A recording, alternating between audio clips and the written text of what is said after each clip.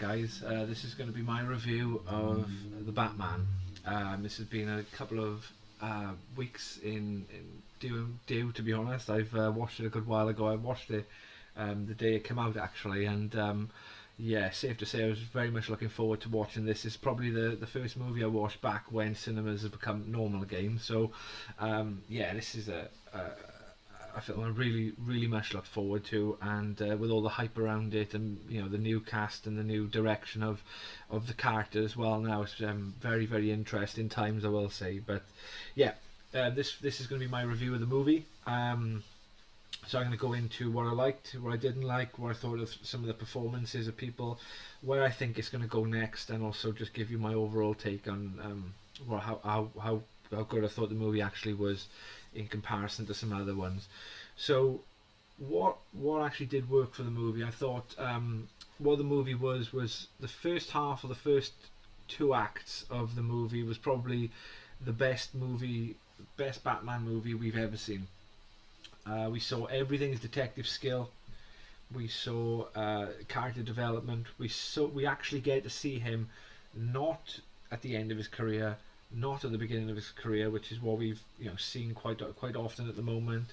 But we see him pretty much on the hunt. The sort of the character of Gotham as a city as well, and the police corruption within it, the sadisticness of the Riddler's character, and the cat and mouse game that is played with him throughout the entire movie is fantastic. I thought Paul Dano was absolutely brilliant as the Riddler, as Edward Nashton as well, and he's making a bit of a name for himself in playing creepy weirdos at the moment. But I think he's a fantastic actor. I hope he does come back in one of the sequels as well. But other things I thought worked in the movie, which was, I did like Andy Serkis as Alfred. He wasn't too old. I did like the way, the dialogue and the moments that him and Robert Pattinson had with each other as well. That worked really well. Jeffrey Wright's Gordon was fantastic as well. It's always hard to follow up because Gary Oldman was now Gary Oldman was comic accurate in terms of his visuals for Gordon, and I agree. I wasn't fully on board with his Gordon in terms of, particularly as Gordon went on at the end of the Dark Knight and then into the Dark Knight Rises. That Gordon character in those movies became increasingly sort of less capable of doing his job, if that makes sense. Whereas this is an early Lieutenant Gordon, and we can see an already established relationship with Batman, and having to convince people in the police, as well as sort of manage who this guy is. You can see that there isn't a whole full onboard trust as yet, like what we see later on in the Batman Gordon relationships. But this being a year two movie, you'd see that sort of burgeoning part of the relationship, which was amazing.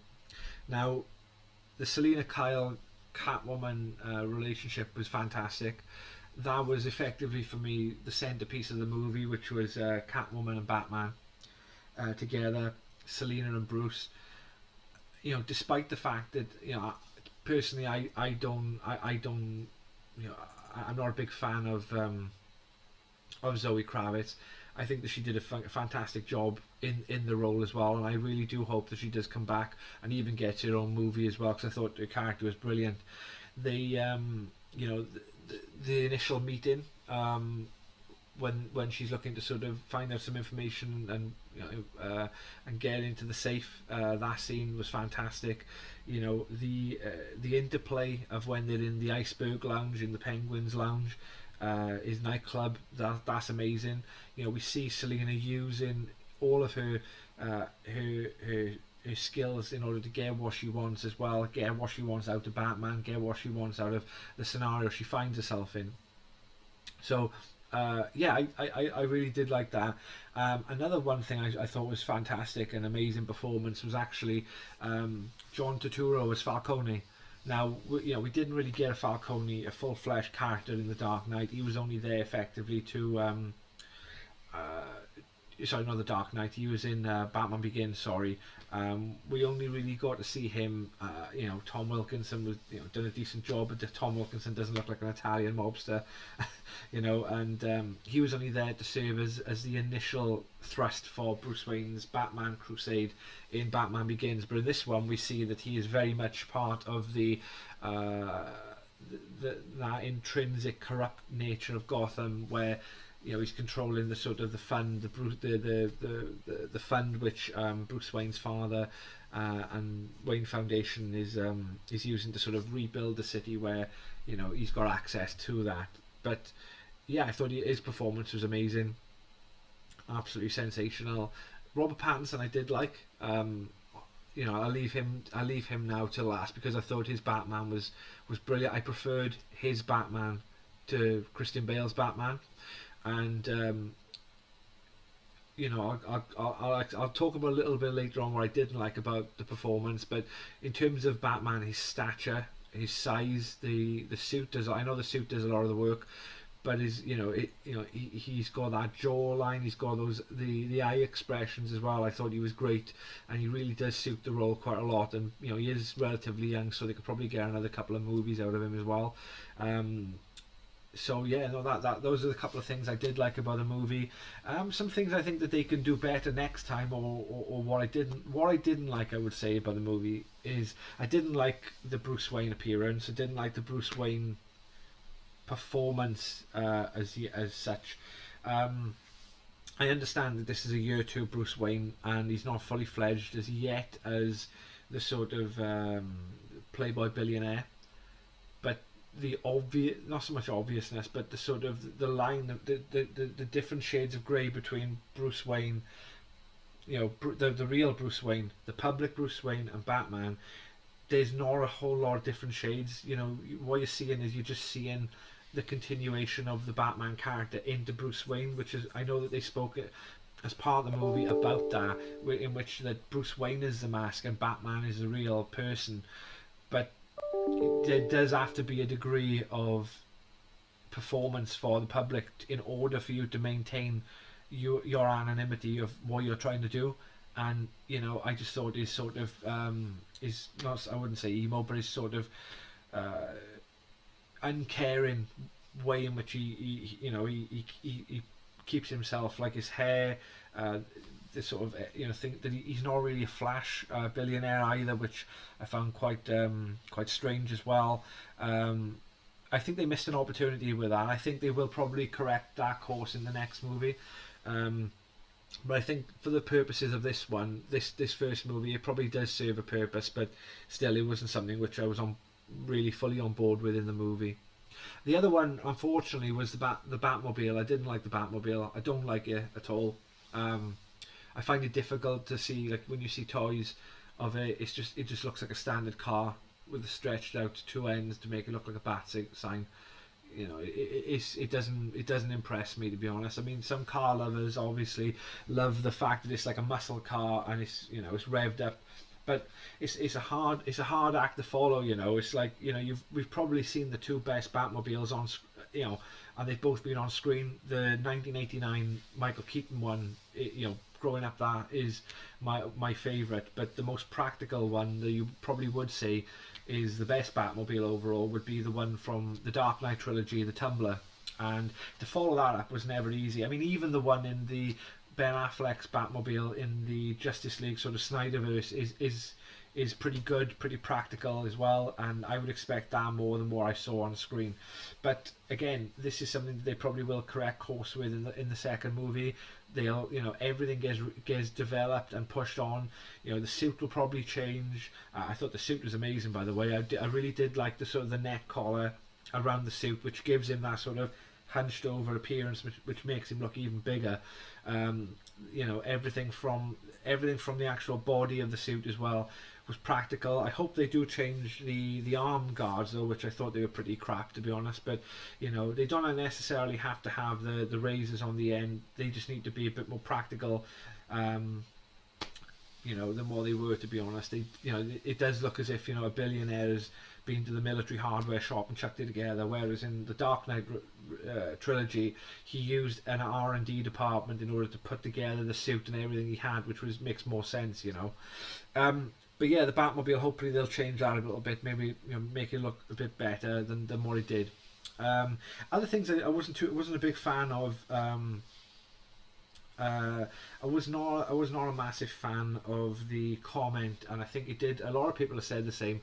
It did suck you right out of the movie. I think it's about in the second act where Catwoman talks about white privilege and white privilege assholes and billionaires and the rich, and you know that type of stuff. Unfortunately, it may be popular in some sort of circles at the moment to beat up on and make comments such as that, but I think that you know, normal people identify that as an obvious political sort of slogan and a politically charged way of talking about people.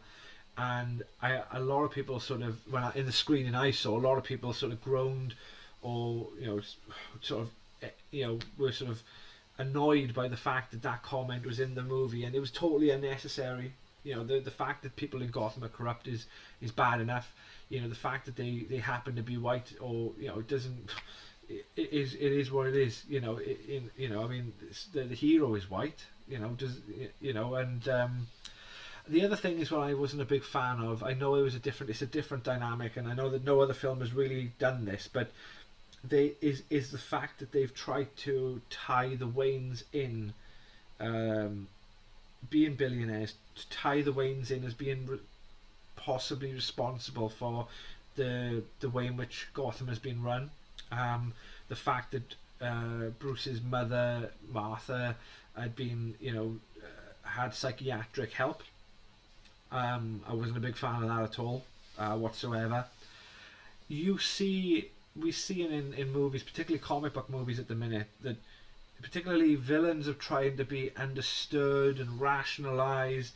Things like the Joaquin Phoenix Joker movie, which is fantastic, but you know, we're seeing movie studios and people trying to rationalize the obvious negative, the obvious villain, like we see in things like Star Wars, and the Marvel now is, you know, with Scarlet Witch, who's an obvious villain, but yet they're trying to rationalize and trying to get you to bat for the villain, whereas they're now dragging down obvious heroes, you know, and trying to convince you that they're not so great, and really trying to blur those lines and put together that there isn't a hell of a lot of distinguishing gaps between the hero and the villain in the movie.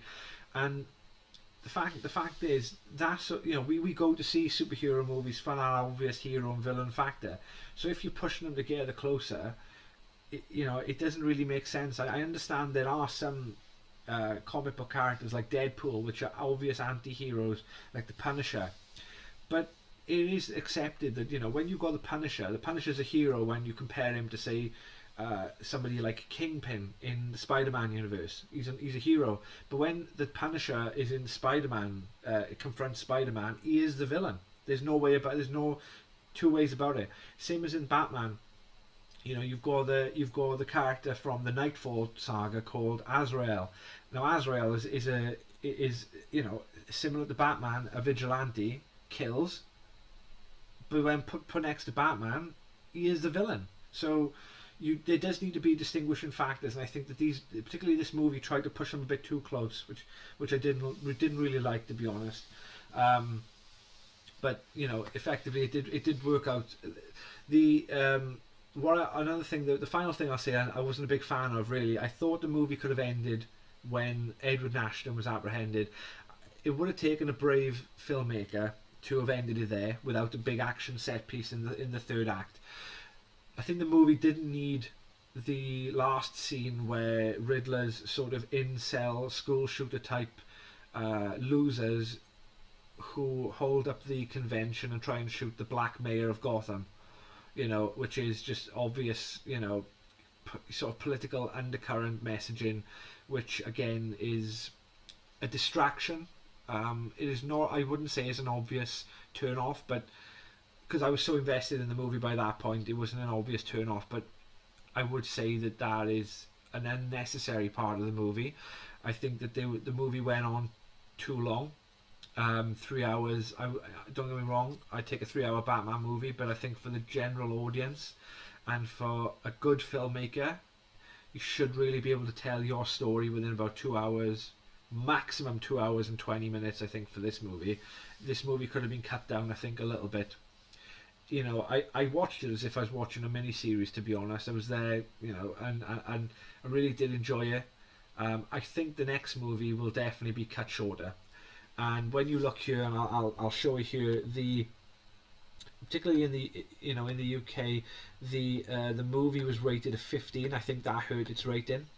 So the money that it made, the film made 768 million worldwide, which compared to Doctor Strange, which is just awful how that's doing at the moment, and how Spider-Man No Way Home did as well. This is quite a shortfall. I would probably say they were looking really towards the billion mark with this movie, particularly because of the rescheduling of COVID as well. This movie probably will slightly be profitable, but may prove dividends later on with the HBO Max and the online sales later on, which will boost it back up. But this is definitely a movie I would love to rewatch. I will be rewatching it shortly. But I think certainly the movie was hurt by the length of it. If you cut this movie down to 2 hours 45, even 2 hours and 35, you get out a lot more. But what I will say though is that you've got to expect to lose money if you are going to push the envelope in terms of the type of story that they had, the brutality and the realness of it. The best sort of compliment that I gave it to my brothers and friends was that it did feel like one of the Arkham games, and but with what I thought was a better Riddler character. And also, I was impressed with Robert Pattinson's Batman as well. Very impressed, actually. So, yeah, it was. I just think that the next time they may shorten it, they may even dilute the sort of the brutality, like the fight scenes and so forth, and it depends. I mean, if he is a good filmmaker, Matt Reeves, then he's got nothing to worry about. I will be interested to see what the next film is going to be, though. For me, I think that you've done the sort of the Gotham being flooded now at the end of the movie, which is obviously a nod to the No Man's Land storyline. But you've used elements of No Man's Land already in The Dark Knight Rises, so you've got quite a lot of overlap at the moment. I do hope though that if they do skip it on, perhaps maybe 18 months to 2 years after this movie is set, that then you get to see the Catwoman come back as a fully fledged character, Batman more rounded with updated tech, updated weapons, updated everything that he's got at his disposal. And also then you see characters being developed. You can see the Bruce Wayne character being more rounded and the public face being done as well then. But in the next one I probably would like to see more of a self-contained story. This one was like a bit of a canvas, really. A big canvas with lots of characters and lots of things going on. And I think that when you look at the best superhero movies or the best movies in general, where there's a protagonist and antagonist, facing off across the movie, very much like you've got with the Dark Knight, you've got Batman versus one villain, which is the Joker. Spider-Man 2 is probably, I would say, along with the Dark Knight, the best superhero movie ever, which is and you've just got a straight brilliant contained story, which is Peter Parker and Spider-Man versus Doc Ock, which you don't need 3 or 4 different villains in order to if anything, that it detracts away from the sort of the better villain that you are trying to sort of highlight and give in the movie. So with that, I mean, I probably would, I know that there has been some comments about will he entertain a character like Victor Freeze, Mr. Freeze in the second movie. I'd love to see that done. The Heart of Ice storyline was hinted at in the crap movie Batman and Robin, but they did do the animated movie, which was quite impressive for an animated movie in the 90s, but that in itself is a self-contained story. That's a 2-hour story that you could do. I think that if you could get an actor with, a compelling character actor in there to play Mr. Freeze. I mean, my personal choice would be somebody like Daniel Day-Lewis, but they'll probably never get him. He's retired anyway, but they'll never get him out to do that one. But somebody like that, somebody with massive amounts of charisma as well, who can hold the screen on their own, that would be interesting as well. But the thing is, there's been a lot of movement within Warner Brothers as well recently, and they may even well choose to go down more of a lighter route in terms of the tone of the movie. I really do hope that they don't lighten it up too much, like what they did from Batman Returns to Batman Forever was literally night and day. Changes in tone, director, actors. It was like a totally different universe, to be honest, and probably should be treated as such as well. But if they do decide to go lighter, then I think that, for my money would be on them introducing a Robin character in the second movie, perhaps at the end of the second movie. The second movie should look, they've left the door open for characters like Harvey Dent to come in. Now, the Harvey Dent character arc was done really well in The Dark Knight, as much as I didn't think that they could have given the Two-Face, they could have given him a bit more of a screen time as well and shown his menace a bit more. But the Harvey Dent character arc was done really well in The Dark Knight, and really there isn't any more to say apart from seeing that on the screen. So we've had the Riddler. They did obviously hint, and they released the deleted scene with the Joker as well. I would love to see this series not have the Joker escape until the end of the third movie, or at the very least save the third movie as like a Batman trapped in Arkham Asylum, and he has to fight his way out in order to get out of there, very much like the video game. But I do hope that that character does pop up and become the Hannibal Lecter of the series, and that we do get to see some decent screen time, because it looks like, for all intents and purposes, they're going to be doing Joaquin Phoenix's Joker 2 as well. So there's going to be a lot of different saturation with Batman and Joker as well over the next couple of years. So having a distinguishing different two will be really important. But in terms of villains, I mean, I probably think we've seen a really good Bane in The Dark Knight Rises. They could even go down the route of having a Poison Ivy character. They could. Another interesting one would be Hugo Strange. This character is like a psychologist who effectively uses his psychoanalysis to get into Bruce Wayne's head, and adopts the sort of the Batman persona as well. A very clever character. It's a very psychologically based character, but we've already had one of those now with the Riddler. So I think they'll probably go away from the psychological aspect. Another thing they could do, which hasn't been done on screen, is the Court of Owls. So the Court of Owls is more of a recent graphic novel in the Batman comic canon, and I like the idea of having that like a cult be the ones to Batman has to sort of like fight it out against the cult in Gotham City, and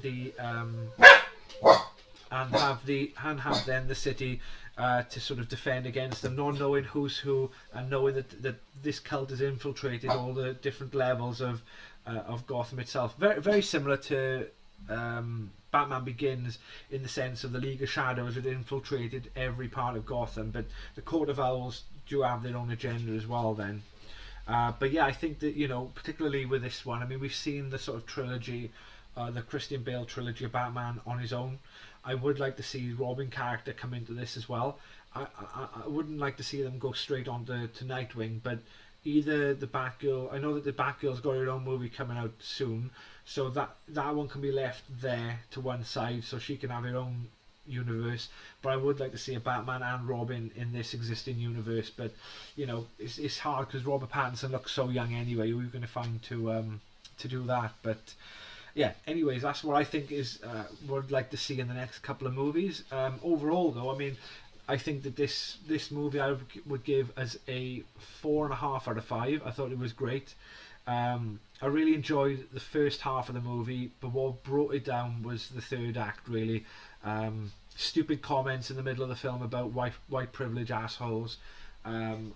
the fact that they really didn't give Selena that full Catwoman persona by the end of the movie, I was disappointed with as well. I mean, all the promotional material you see, Selena Kyle, Selena Kyle, Selena Kyle. Nobody gives a shit about the name Selena Kyle. They want Catwoman. They want that.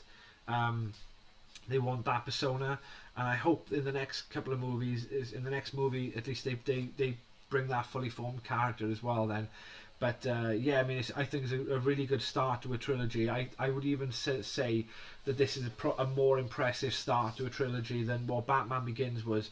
Even though Batman Begins probably had a more of a blank canvas to work off, and they had the origin story to craft, for themselves.